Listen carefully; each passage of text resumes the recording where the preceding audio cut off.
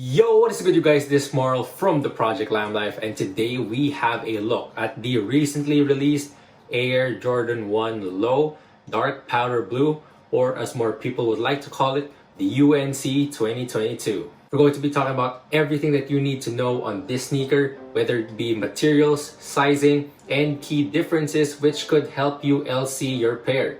And so without further ado, let's just get right down to it.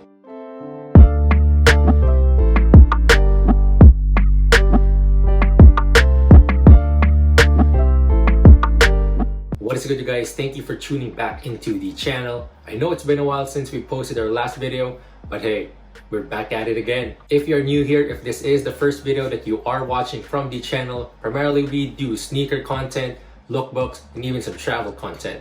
And so if you're down with any of those three, please do subscribe, hit that red button down below. And if you're enjoying this video, please do give it a thumbs up as well. But with all the formalities out of the way, let's talk shop. And so, the Air Jordan 1 Low Dark Powder Blue released here in the Philippines on July 29th with a retail price of 7,395 pesos. Now over in the States, in the US, I believe that sums up to roughly $130. Now your boy was able to secure and cop his pair over at the Park Access raffle and claim it over at Jordan Manila. Now over here in the Philippines, there seems to be an influx on Jordan 1 Lows releasing. There seems to be a lot of Jordan 1 Lows, mids, and even highs releasing, I guess, every month. And because of that, there does come the tendency that some pairs tend to sit. However, for these OG Jordan 1 Lows, tendency is the hype is there. But before we get started into the shoe itself, let's start off with the shoe box that it came with. And so as you can see, it does come in your standard Nike Air Jordan 1 box. You do have your standard Air Jordan 1 shoe box with the black print all over and the Nike branding text in red. Now for my pair in particular, the box seems to be a little bit bigger than how it's supposed to be. I don't know, I compared the box size to my OG Jordan 1 neutral grays, and that box compared to this is way smaller. Now flipping over to the size tag, the official name of this sneaker is the Air Jordan 1 Retro Low OG, and the official colorway of this sneaker is white, dark powder blue, black. And as you can see, I was able to get my true to size 13, and whew, I'm so happy that they had my size. Then opening the shoebox, you get to the sneaker itself, and so once again, this is the Air Jordan 1 Low OG Dark Powder Blue. For me, there is just that something about an Air Jordan 1 Low OG that feels so right. But believe it or not, this is only my second pair of OG Jordan 1 Lows. As you can see, my neutral gray pair seems to be beaten up already, and that is true because I've been wearing this pair everywhere, and I mean everywhere, from the gym to my errands to parties, all things like that, even travel. And one thing I really like about the OG Lows is that their leather is so much better compared to the non-OG Lows. But talking about this shoe in particular, there happens to be a lot of similarities between this and those neutral gray Lows. But there are some key differences between the two, which we will be talking about in a few. Now getting down to the shoe itself, starting with the toe, as you can see, you do have a black mudguard, which comes in this very smooth leather. And that leather actually continues up to the eye stays. Now moving our eyes over to the toe box, you do have a crisp white toe box with your perforations for that ventilation.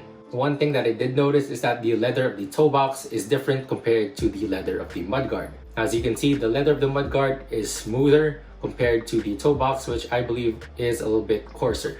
Now moving up, as you can see, pre-lace, you have your black flat shoelaces. The one thing that I did notice about this sneaker in particular is that it did not come with that little plastic bag that has that extra set of shoelaces, but instead the extra set of shoelaces does come in this little cardboard box. Now the cardboard box has this Jumpman logo as well as the shoelaces text the boss into it.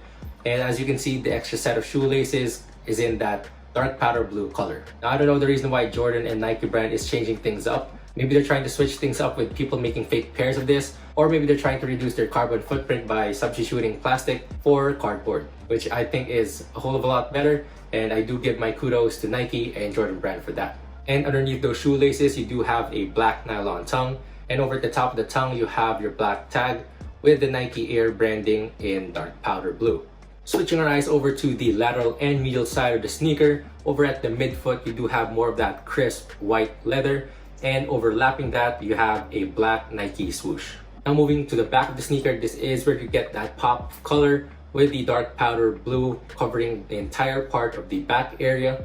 And checking over at the top of the heel, you have your Air Jordan Wings logo embossed in black. Now for those of you who don't know the difference between a non-OG and an OG pair, you can actually see it from this if the Air Jordan Wings logo is embossed instead of stitched and it is placed over at the top of the heel. That is the indication that it is an OG pair. Now what I can say based on the touch is that the dark powder blue and black leathers are the same, while the whites are a bit more coarse in feel. Moving into the inside of the sneaker, you do have a black mesh sock liner. The one thing that I did notice is that the material used for the sock liner for this shoe is different than the ones that I had on my neutral gray pair. Now the sock liner on my neutral gray pair seems to be softer compared to this based on touch. And moving into the insoles, you do have a white insole with the Nike Air branding printed on in dark powder blue. And moving down into the sneaker, you do have that crisp white midsole that just covers up the entire midsole of the sneaker. And to round things up, you do have a dark powder blue outsole with the Air Jordan 1 tread pattern. Now getting to the most important review of them all, sizing, the Air Jordan 1 Low OG dark powder blue fits just like every other OG Jordan 1 Low. Now for me, that is true to size, and for reference, my foot is in the middle of that wide and narrow foot, so I would say it's pretty much standard. And so if I were to give my honest and truthful opinion, I would definitely suggest that you go true to size with this. Now talking about resale prices, I know that this sneaker is still yet to drop over in the US, while this has already dropped over here in Asia and in Europe. Prices right now are very much obtainable if you want to cop one for the toe. But keep in mind that this is an OG Jordan 1 Low, and tendency is that the prices on OGs are much higher compared to the non-OGs. And due time, prices will slowly creep back up. For my opinion, I really do like the silhouette of the shoe. I love how they mixed and matched the colors, making the mudguard black while keeping the pop of color of the dark powder blue and the heel blue, as well as on the outsole. But one thing that I am confused about is the shade of blue. I don't even know what defines UNC blue anymore.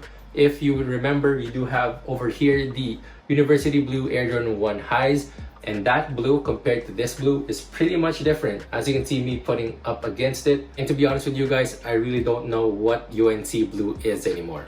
But hey, this shade of blue is really nice and it really pops out, especially when the sun is out. But with that being said, that about wraps it up. I hope that you guys enjoyed the video, maybe learned a thing or two, especially when you're trying to LC your pair, and maybe I've helped you reach a decision of whether or not you wanted to buy one for yourself. Once again, if you are new here, if you haven't been to the channel yet, please do hit that subscribe button down below. I really do appreciate it. And if you like these sneaker reviews, please do give this video a thumbs up as well. If you have any more questions, or if you want to reach me anywhere aside from the comment section down below, you can reach me over at Instagram, and my handle is at Neymar_Jr. And I'll leave a link to that over down below as well. And that's pretty much it. Thank you again for watching, and I hope to see you all in the next one. Once again, this has been Marl from the Project Lime Life, reminding you guys to always keep safe out there, and God bless.